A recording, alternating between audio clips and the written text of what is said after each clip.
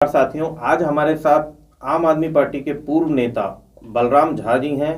आइए उनसे बात करेंगे। सीधी बात, बुराड़ी के विकास को लेकर किस तरीके के काम बुराड़ी में हो रहे हैं और क्या समस्याएं हैं और तमाम ऐसी बातें जो शायद जनता के हित की रही हैं, उनसे पूछने का प्रयास करेंगे। स्वागत है उंगली खबर में बलराम झा जी आपका। बलराम झा जी, क्या कहेंगे जो हालात आज राजधानी दिल्ली के हो चुके हों, खासतौर पर मैं अगर कहूं बुराड़ी विधानसभा के, जहां लाल कुर्ता विकास की दौड़ में आरोपों के साथ साथ विकास की जो एक धारा बुराड़ी में बह रही है, क्या कहेंगे? नमस्कार दोस्तों। विकास की जरूरत है बुराड़ी को, लेकिन सर्वांगीण विकास की ज़रूरत है। जो सर्वांगीण विकास होना चाहिए, जो जनता के लिए होना चाहिए, वो नहीं हो रहा है। अगर आप विकास कर रहे हैं, सड़क गलियां बना रहे हैं, उससे कई उसके आड़ में आप कई कॉलोनी भी बसा रहे हैं आप, और अनऑथराइज अब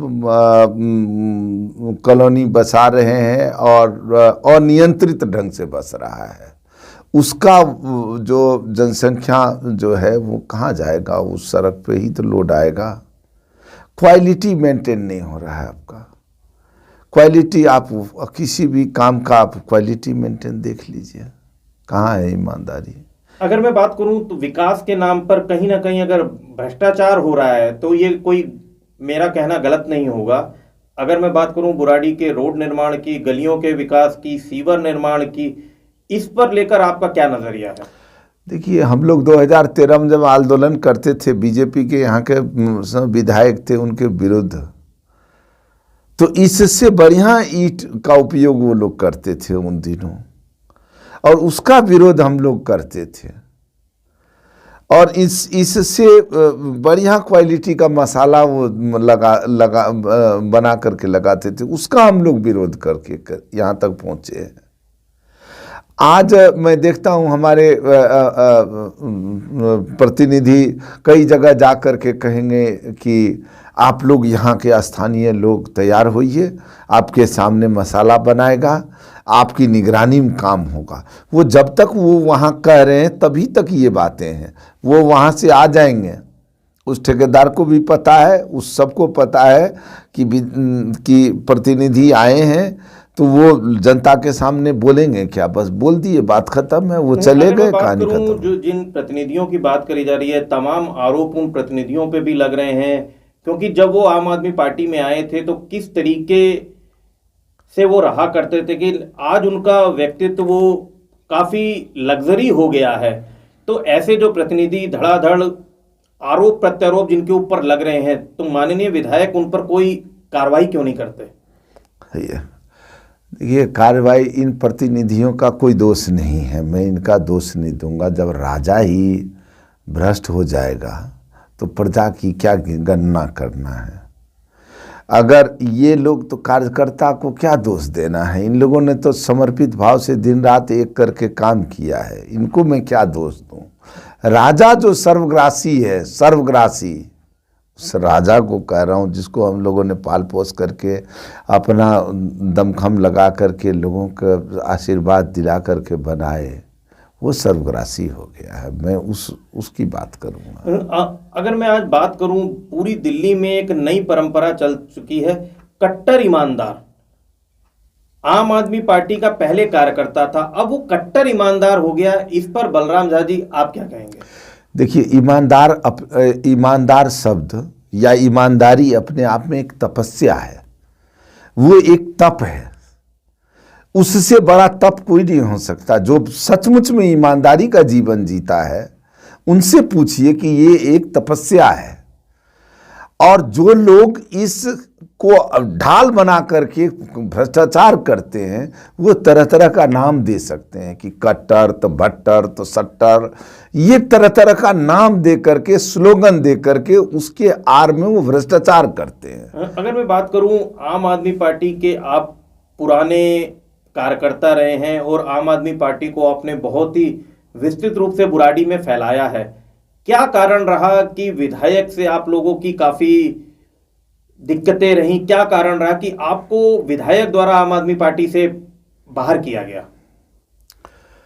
नहीं, ऐसी कोई नहीं। मैं देखिए, जब तक ये आंदोलन पवित्र था, हम लोग पवित्रता के साथ लगे रहे और ये भी प्रतिनिधि भी लगे रहे। 2017-18 के बाद इन चकाचौंध की दुनिया में ये आ गए, ये भ्रष्ट हो गए। इनकी लॉबिंग आप देखिए ना। मैं कहता हूँ 15 के इलेक्शन में कोई 10,000 रुपया इनको चंदा देने वाला कोई डीलर नहीं था। आज इनकी बैठ उठी डीलरों से शुरू होती है।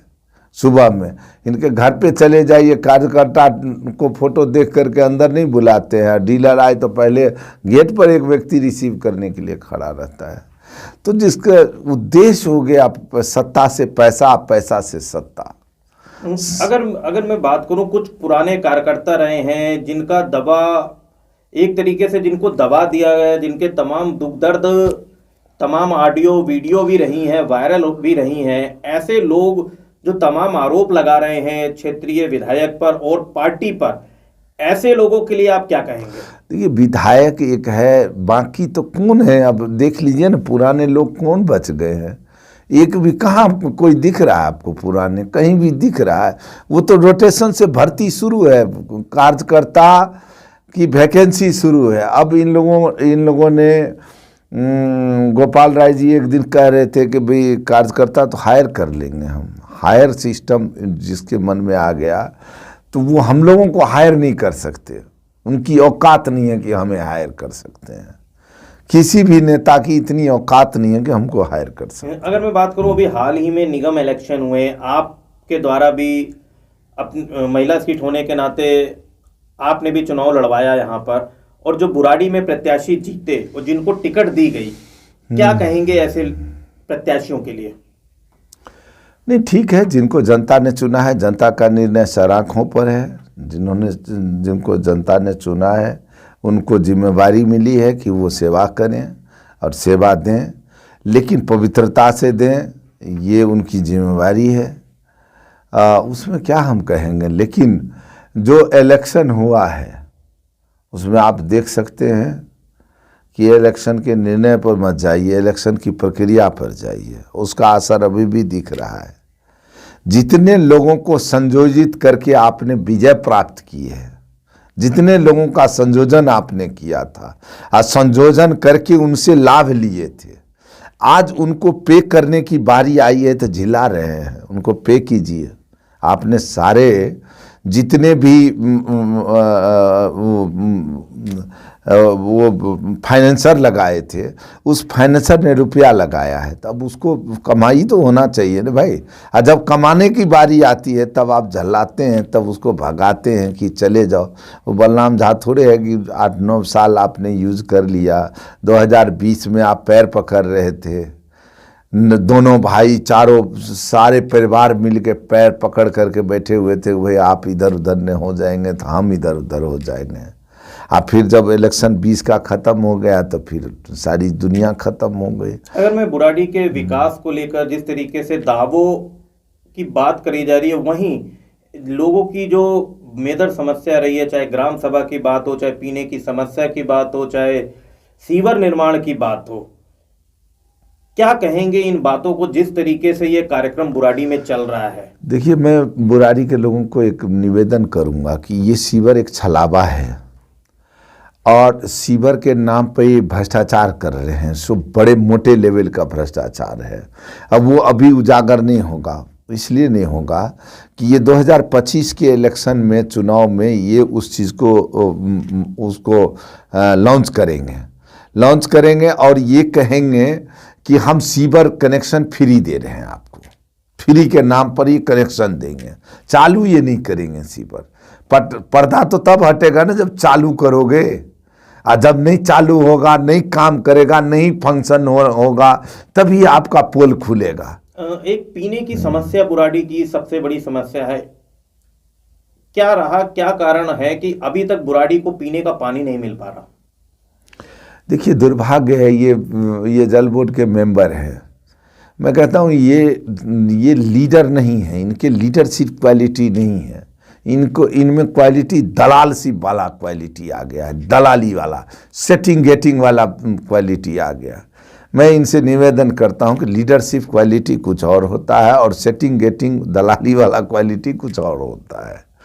तो लीडरशिप क्वालिटी डेवलप कीजिए और आप उस गिरेबान पकड़िए आपको जल बोर्ड वाले को, और उसको कहिए कि बुराड़ी का जो आप 10-12 MGD पानी देते हैं, सो 20-25 MGD पानी की ज़रूरत, जितना हमें ज़रूरत है, आज ज़रूरत है, वो आप लीजिए। आप एक आरोप लग रहे हैं कि विधायक के कुछ खास लोग हैं, उनके तमाम अवैध पानी के प्लांट चल रहे हैं, उनको लेकर आप क्या कहेंगे? देखिए, उन खास लोगों का पानी का प्लांट नहीं चल रहा है जब सरकार निकम्मी है, पानी लोगों तक नहीं पहुंचा पा रही है, स्वच्छ पानी नहीं दे पा रही है, तभी तो वो लोग कम से कम वो आपूर्ति कर रहे हैं यार।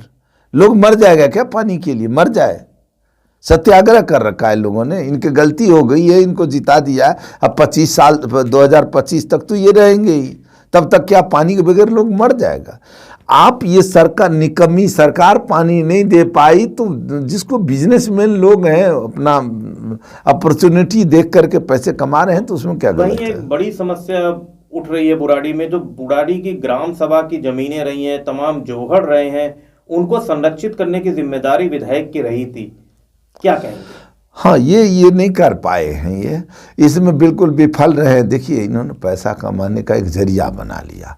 देखिए, यहाँ पर ईमानदारी से देखा जाए तो बुराड़ी में इन्होंने नस पकड़ लिया कि भाई इसी से अरबपति बनना है मुझे, तो इन्होंने एक रास्ता अख्तियार कर लिया है। तो अब क्या कर सकते हैं? जब आदमी ही बेईमान हो जाए तो उसमें अब क्या कर सकते हैं आप किसी को? अगर मैं बात करूं दिल्ली के उन आम आदमी पार्टी कार्यकर्ताओं की, बुराड़ी के उन आम आदमी पार्टी कार्यकर्ताओं ने कि जिन्होंने आम आदमी पार्टी की नींव खड़ी करी और आज वो हाशिए पर हैं, ऐसे आम आदमी पार्टी के कार्यकर्ताओं के लिए आपका क्या संदेश? मेरा संदेश है कि समय आ गया है, जब ये कार्यकर्ता बदल सकते हैं तो हम नेता भी बदल सकते हैं। हमें अधिकार है नेता भी बदलने का। ये आदमी 10 साल से आज सेवा में, 10 साल से सत्ता में बैठे हुए हैं, अभी भी प्रवचन दे रहे हैं ये कि नहीं अब अगली बार आएंगे तो हम आपका भला करेंगे, आपके लिए ये समस्या आना, और कोई भी बात हो तो LG जिम्मेवार है, ये तुरंत LG पर है। इनका सेटिंग गेटिंग का काम होता है, इनको जो करना है उसके लिए LG का कोई विघ्न बाधा नहीं आती है। तो अब समझने की ज़रूरत है। मैं तमाम सारे पवित्र कार्यकर्ताओं से निवेदन करूंगा कि एक समझने का अवसर, अब मत छलावे माइए यार। अब एक बार कोई ठग सकता है, 2 बार ठग सकता है, तीसरी बार भी ठग लेगा, तब तो हम मूर्ख हैं, ठगे जा रहे हैं। गली गली में कूड़े की समस्या को लेकर जनता ने जनादेश दिया, आम आदमी पार्टी की सरकार बनी MCD में, लेकिन हालात आज जो बुराड़ी के हैं, गली गली में कूड़े के ढेर हैं, कूड़ेदान की कहीं व्यवस्था नहीं है, निगम पार्षदों के लिए क्या संदेश देंगे? ये काम नहीं कर पाएंगे। देखिए, इनमें जूत बाजारी होगी, अभी पैसे कमाने की होड़ लगी हुई है।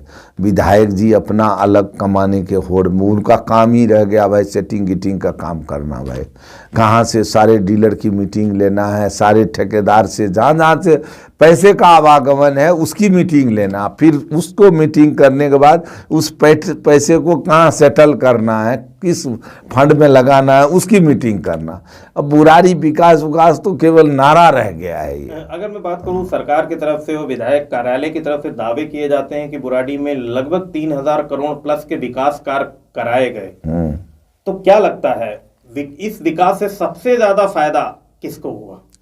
मैं तो कहता हूँ LG साहब को या तमाम एजेंसी को कहता हूँ कि ये जितने 1000 करोड़ 153 करोड़ रुपए 2018 से लेकर के अभी तक लगाए हैं मुकुंदपुर में, मुकुंदपुर की एक जांच करवा लो, एक विजिलेंस इंक्वायरी जांच हो जाए, ये सब जेल चले जाएंगे। इनके इंजीनियर ये सारे टोटल के टोटल जेल चले जाएंगे। 153 करोड़ रुपए कोई महीने रखता है यार। वो जो है मार्बल बिछा देंगे पूरे मुकुंदपुर में। मैंने दावा किया इनके इंजीनियर एक तरफ खड़े हो जाएं, विजिलेंस इंक्वायरी कराओ और किसी थर्ड पार्टी, कोई दिल्ली सरकार से बाहर के एजेंसी को रखो थर्ड पार्टी और उसकी जांच कराओ। अगर हम जो है मार्बल ने लगा दिए पूरे मुकुंदपुर में उतने पैसे में, तो बलराम झा नाम नहीं, बदल देना बुराड़ी से। अगर मैं बात करूं, बुराड़ी की एक मेजर समस्या रही है, जाम की समस्या रही है, पीने की पानी की पे बात हो गई। जाम को लेकर आज तक विधायक कार्यालय के द्वारा क्या कोई ठोस प्रयास करेगा? मुझे एक बहुत बड़ा विचित्र, एक अजीब एक सेल्फी पॉइंट पर ये खड़े हो करके, आपने देखा होगा मजलिस पार्क मेट्रो स्टेशन है। मजलिस पार्क हमारे विधानसभा में नहीं है। मजलिस पार्क मेट्रो स्टेशन जो है मुकुंदपुर से उतरने के बाद वो थोड़ा सा आगे चलता है। ये एक दिन वहाँ पर लाइव होकर के कह रहे हैं कि ये यूरोपियन स्टाइल में सड़कें बनी है। वो 1 किलोमीटर नहीं है वो सड़क। मैं दावे के साथ कह सकता हूँ कि 1 किलोमीटर नहीं है वो छोटा सा एरिया। वो मेट्रो के सामने मेट्रो ने डेवलप करके दिखाया है। ठीक है, जितना भी है वो अच्छा है, प्रशंसनीय है, मैं उसकी सराहना करता हूँ। नहीं, मैं एक चीज़ मैं सराहना करता हूँ, लेकिन आप सेल्फी पॉइंट बना करके वहाँ आपने दिखाया। कभी अपने घर के सामने जो जाम लगता है ना सुबह शाम, किलोमीटर की जाम, कभी छत पे खड़े होकर वहाँ से भी सेल्फी लीजिए कि ये जाम हमने लगवा रखा है। 2013 से लेके अभी तक जाम एक अभिशाप बन गया है। बुराड़ी में घुसना और निकलना एक अभिशाप बना हुआ है। मैं अगर बात करूँ, पूरी बुराड़ी विधानसभा के मेन रोड पे एक भी टॉयलेट नहीं बना, एक भी कूड़ा घर, सिर्फ एक बुराड़ी थाने के सामने कूड़ा घर पिछले 8 सालों से सत्ता में है। बुराड़ी की जो हालात हैं, इसके लिए अहम जिम्मेवार कौन? देखिए, बुराड़ी से इनको स्नेह नहीं है, प्रेम नहीं है, ये एक कमाने का जरिया मान लिए हैं। जब भावना ही नहीं जुड़ेगी तो आपको दिखाई नहीं देगा कि इसमें क्या कमी है, यहाँ क्या ज़रूरत है, यहाँ बेसिक स्ट्रक्चर में क्या ज़रूरत है। तो इनको स्नेह नहीं है, व्यवसायिक नज़र रखते हैं। यहाँ से कमाओ, सिग्नेचर अपार्टमेंट रहने चले जाओ, कनॉट प्लेस रहने चले जाओ, केरल घूमने चले जाओ, कर्नाटक घूमने चले जाओ, बस ये है। यहाँ कमाने के लिए, कमाना उद्देश्य इनका है। बुराड़ी संजीव झा का विकल्प क्या बलराम झा बनेंगे? खैर, ये सब जनता तय करे, हमें विकल्प के ऊपर नहीं विचार करना है। मुझे विचार करना है कि बुराड़ी को बेहतर बनाने वाला कौन है, बुराड़ी को सुंदर बनाने वाला कौन, बुराड़ी से प्रेम करने वाला कौन है। ये अंग्रेज की तरह ना हो कि आए और बुराड़ी को लूटे और दफा हो जाए, साइड हो जाए। आज जाम की समस्या इतना भयानक, बुराड़ी में घुसना और निकलना एक बहुत बड़ा ये संघर्ष हो गया है लोगों के लिए। अगर मैं बात करूं बलराम झा, आज बलराम झा क्या किसी नए दल का दामन थामेंगे? देखिए, हम बुराड़ी के लोगों का दामन थाम रखे हमने। बुराड़ी के तमाम जितने मतदाताओं हैं उनका दामन हमने थामा हुआ है। मैंने उनके हित के लिए लड़ा है सदैव। आज मैं चैलेंज करता हूं अपने पार्टी के नेताओं, जब मैं आम आदमी में था, कोई भी नेता साबित कर दे जो अपने लिए मैंने लड़ा हो, अपने लिए कुछ मांगा हो, अपने लिए कोई झगड़ा किया हो। मैंने बुराड़ी के लिए झगड़ा किया हूं, बुराड़ी के लिए लड़ा हूं, बुराड़ी के कार्यकर्ताओं के लिए लड़ा हूं। बुराड़ी की जनता से बलराम झा की क्या अपील? मेरा एक विनम्र प्रार्थना है कि हम लोग मालिक हैं, जनता जनार्दन मालिक है, और ये अपने अधिकार को आप बनाए रखिए। अपने अंदर हीन भावना मत आने दीजिए। ये जितने भी चौकीदार हैं 5 साल के हैं, चले जाएंगे। इससे पहले कौन काउंसलर था, कौन विधायक था, आपको सब पता है। आज कहाँ है वो? हैं कहीं? कोई पूछ रहा है उनको? एक अंतिम क्वेश्चन रहेगा बलराम झा जी, आम आदमी पार्टी पे आरोपों की बौछार रही है आपकी तरफ से। वहीं अगर मैं बात करूं, बुराड़ी कॉन्स्टिट्यूएंसी उत्तर पूर्वी जिले के सांसद हैं मनोज तिवारी, क्या बुराड़ी के विकास के लिए उन्होंने कोई अहम पहल उठाई? देखिए, सांसद का बहुत बड़ा एरिया होता है और सांसद जी को करना भी चाहिए यहाँ पर भी। और ये गली नाली, ये छोटे छोटे मुद्दे सांसद के अधीन नहीं आता है। उन्होंने स्कूल कहा है, बहुत दिन से सुन रहा हूँ, स्कूल का चल रहा है, स्कूल आज न कल बनेगा। बुराड़ी के विकास के लिए सांसद जी से कोई अपील बलराम झाजी की? हाँ, सांसद जी से मैं दो चीज़ की प्रार्थना करूँगा कि सांसद जी यहाँ पर लॉ एंड ऑर्डर, गली गली में जो तरह तरह के मादक पदार्थों का जो बिक्री हो रहा है, उसके लिए थोड़ा पुलिस प्रशासन को टाइट करें। ये जाम की जो युद्ध बना हुआ है, इसमें दिल्ली सरकार तो विफल हो चुका है। और जबकि काम है दिल्ली सरकार का, विधायक की जिम्मेदारी है, 10 वर्ष हो चुके हैं और इस बुराड़ी में घुसना और निकलना एक युद्ध की तरह हो गई है। आपको बुराड़ी से बाईपास जाना है तो एक युद्ध लड़ना पड़ेगा, तब आप बाहर जाएंगे। और फिर उधर से जब घुसेंगे तो एक युद्ध की तरह घुसना पड़ेगा। तो इसके लिए मैं आपसे विनम्र प्रार्थना करूंगा कि ये विधायक विफल हो चुके हैं, दिल्ली सरकार विफल हो चुका है, आपको आगे आना होगा और इसका निदान देना होगा।